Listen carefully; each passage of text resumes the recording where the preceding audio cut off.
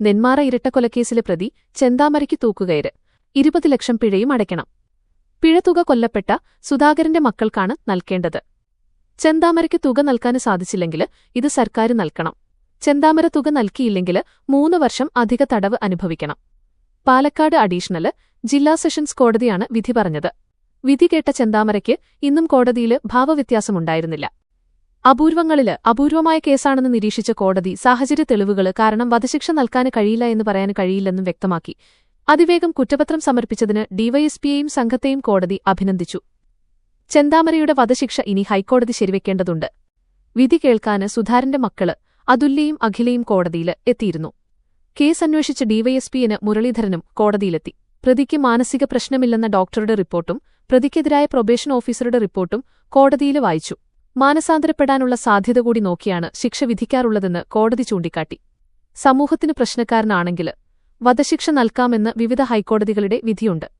21 ലക്ഷത്തോളം സന്തുഷ്ടരായ ഉപഭോക്താക്കളും 2 ലക്ഷത്തോളം തിമിര ശസ്ത്രക്രിയകളും പൂർത്തിയാക്കിയ മലബാറിലെ ഏക കണ്ണാശുപത്രി Al Salama eye hospital road, Perinthalmanna. കൊലപാതകം പ്രതി തുടർച്ചയായി ന്യായീകരിക്കുന്നു. കുറ്റകൃത്യത്തിനു ശേഷം പ്രതി വിഷം കഴിച്ചു എന്നതിന് തെളിവില്ല. മാനസിക പ്രശ്നം ഉള്ളതിനാൽ സ്വയം അവസാനിപ്പിക്കാൻ ചെന്താമര വീട്ടില് വിഷം സൂക്ഷിച്ചുവെന്ന പ്രതിഭാഗത്തിന്റെ വാദം തെളിഞ്ഞില്ലെന്നും കോടതി വ്യക്തമാക്കി. പ്രതി ചെന്താമര കുറ്റക്കാരനാണെന്ന് കോടതി കണ്ടെത്തിയിരുന്നു. ശിക്ഷാവിധിയിന്മേല് വാദം കേട്ട ശേഷം വിധി പറയാനും മാറ്റുകയായിരുന്നു. ബാക്കിയുള്ളവരുടെ ജീവനുകൂടി ഭീഷണിയാകുന്ന പ്രതിക്ക് പരമാവധി ശിക്ഷ നൽകണമെന്നായിരുന്നു പ്രോസിക്യൂഷന് വാദം. സാഹചര്യ തെളിവുകൾ മാത്രമുള്ള കേസില് കുറഞ്ഞ ശിക്ഷ മാത്രമേ നൽകാവൂ എന്നായിരുന്നു പ്രതിഭാഗത്തിന്റെ വാദം.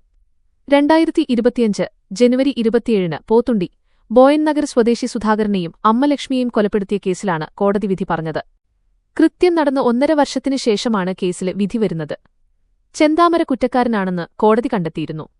BNS വകുപ്പ് 103(1), 126(2) എന്നീ വകുപ്പുകൾ പ്രകാരമാണ് ചെന്താമര കുറ്റക്കാരനാണെന്ന് കോടതി വിധിച്ചത്. പ്രതി ചെന്താമരയ്ക്ക് കോടതി പരമാവധി ശിക്ഷയായ വധശിക്ഷ തന്നെ നൽകണമെന്നായിരുന്നു പോത്തുണ്ടി ബോയൻ നഗറിലെ കുടുംബങ്ങളുടെയും സുധാകരന്റെ മക്കളുടെയും ഉൾപ്പെടെ ആവശ്യം. വിധി പ്രസ്താവനത്തിനായി കോടതിയിലെത്തിയ ചെന്താമര വെല്ലുവിളിയും ഭീഷണിയും ഉയർത്തിയിരുന്നു. വേണ്ടിവന്നാല് താന് മറ്റുള്ളവരെയും കൊല്ലുമെന്നാണ് പ്രതി പറഞ്ഞത്. ഒരു ചെകിടത്തടിച്ചാല് മറ്റേ ചെകിടും കാണിക്കാന് താന് ഗാന്ധിജിയല്ലെന്നും എഴുതാന് പറ്റുന്നതെല്ലാം എഴുതിക്കോ എന്നും ജഡ്ജിയോട് ചെന്താമര പറഞ്ഞിരുന്നു. തടസ്സം നിന്നാല് ഇങ്ങനെയായിരിക്കും തന്റെ പെരുമാറ്റമെന്നും ചെന്താമര ഭീഷണിപ്പെടുത്തിയിരുന്നു. ചെന്താമരയ്ക്ക് മാനസിക പ്രശ്നമില്ലെന്ന് ജില്ലാ സൈക്കോളജിസ്റ്റ് റിപ്പോർട്ട് ചെയ്തതായി കോടതി പറഞ്ഞപ്പോൾ തനിക്ക് പ്രശ്നമുണ്ടെന്ന് ആരാണ് പറഞ്ഞത് എന്നായിരുന്നു ചെന്താമരയുടെ മറുപടി. വിധി പ്രഖ്യാപിക്കും മുമ്പ് എന്തെങ്കിലും പറയാനുണ്ടോ എന്ന് കോടതി ചോദിച്ചപ്പോൾ തൂക്കിക്കൊന്നോളൂവെന്നായിരുന്നു ചെന്താമരയുടെ പ്രതികരണം.